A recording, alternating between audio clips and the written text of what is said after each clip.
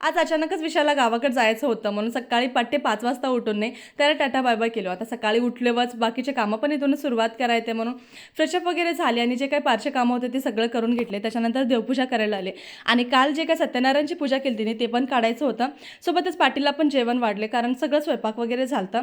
त्याच्यानंतर छान पूजा झाली आणि सगळं तर पसारा लावून घेतलो, पण हे कपडे सगळं लावून घ्यायचं होतं म्हणून इथं दुपारी ते काम करून घेतले. चला आता मला साडी लावायला तर मनार आवडते, पण दिवसभर ठेवायचं म्हणजे ते थोडंसं कठीण आहे म्हणून लवकरच माझं गेटअप चेंज केले.